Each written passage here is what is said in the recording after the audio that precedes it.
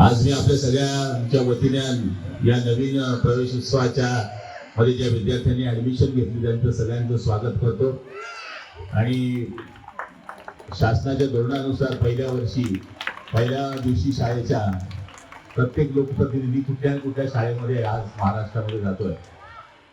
मी मुद्दामून इथेच आलो की इथंच माझ्या दोघं मुलांचं आणि शिक्षण इथेच झालेलं आहे, याच शाळेमध्ये झालेलं आहे. त्यामुळे माझ्या वडिलांचंही शिक्षण इथंच झालेलं आहे, आमचंही शिक्षण इथंच झालंय, माझ्या मुलीचंही शिक्षण इथंच झालेलं आहे. त्यामुळे जिथे आमच्या घराण्याची आमच्या गावाच्या लोकांची सुरुवात या शाळेमध्ये झाली तिथेच आपण जावं अशी माझी अपेक्षा होती. पण आम्हाला जेव्हा शाळेत आणलं होतं तेव्हा टांगा चोरी करून आणलं होतं, बजाव जोर से बजाव. आणि आज जे विद्यार्थ्यांना आणलं आणि एकही पोरगं रडत नव्हतं. म्हणजे केवढा काळ बदललाय निवेदी. तुम्हालाही तुमचे शाळेचे दिवस आठवत असतील, मलाही आज माझे शाळेचे दिवस आठवत आहे. सचिन दादा आठवत असेल, भोसले मॅडमांनाही त्यांचे शाळेचे दिवस आठवत असेल. दोन रस्ते दिल्याशिवाय मधल्या सुट्टीमध्ये पळून जायचो मी, तुम्हाला माहित नाही. मी यांच्या मारुतीच्या मंदिरमध्ये लपून जायचो. सांगायचा अर्थ असा आहे की हा मुलांमध्ये उत्साह करण्याचा कार्यक्रम आहे, त्याचा वर्षभर उत्साह टिकावा याच्याकरता शासनाने हा कार्यक्रम राबवण्याचा प्रयत्न केलेला आहे. आज मला आठवतं की या शाळेमध्ये आम्ही लहानचे मोठे झालो, इथे या झाडापाशी आम्ही क्रिकेट खेळायचो.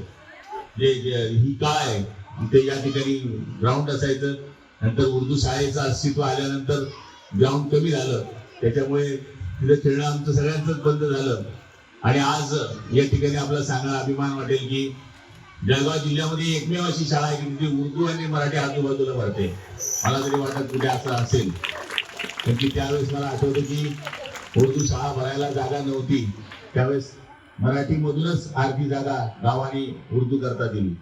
म्हणजे अशा पद्धतीचं गाव, या गावामध्ये या पद्धतीचे कार्यक्रम राबवत असताना दोघं शाळा आमच्या आजूबाजूला आहेत.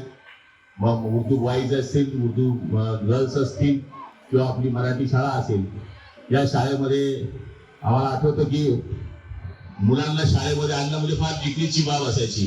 पण आज मॅडमने सांगितल्याप्रमाणे कोणताही मुलगा रडताना आम्हाला दिसत नाही, कारण की तो स्वतःहून त्याला ओढ आहे की मला शाळेमध्ये जायचं आहे. आता ही ओढ म्हणजे आजच्या काळामध्ये ही नवीन जी पिढी आहे तंत्रज्ञानाच्या युगामध्ये, तर ही पिढी शिक्षणाकडे ओढ करत असताना घरामध्येही त्या पद्धतीचं वातावरण आहे.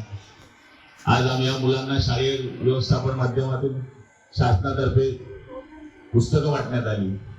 सुनील भाऊ सारखे दानशूर लोक या ठिकाणी त्यांच्या वडिलांच्या स्मरणार्थ दप्तर देत आहेत. मी सुद्धा आपल्या सगळ्यांना आवाहन करतो, दरवर्षी आपल्या वह्या येतात, आपल्या वह्या 20 तारखेला येणार आहे.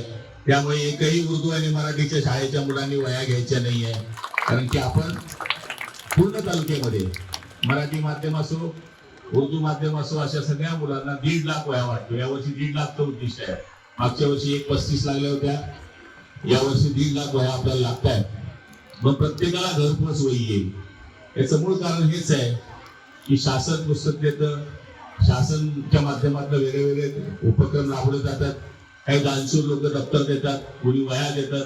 त्यामुळे मोठ्या माणसाला याचा फरक पडत नाही, पण मध्यम माणसाला याचाही फरक पडतो. आज 10 वह्या घ्यायला गेलात आपण तर 400-500 रुपये लागतात, दप्तर घ्यायला गेलं तर 200-300 रुपये लागतात. आम्हाला तर पुस्तकच भेटायचे नाही, आम्ही बाइंडिंग पुस्तक वापरायचो. जो पुढच्या वर्गामध्ये चांगला पोरगा आहे, मालदारचा पोरगा आहे, त्याच्याकडे सुंदर पुस्तक आहे, त्याला पहिले साल पैसे बोल सकते थे हम किंवा अगले साल हमको किताबें दो. आधे किंमत मध्ये तो भाव खायचा, पाऊन किंमत मध्ये द्यायचा, ही परिस्थिती होती. आता तर नवे पुस्तक, नवे दप्तर, सगळ्या गोष्टी नव्या आपल्याला शिकायला मिळतात. त्यामुळे विद्यार्थी मित्रांनी शिकलं पाहिजे, खूप शिकलं पाहिजे आम्हाला असं या ठिकाणी वाटतं.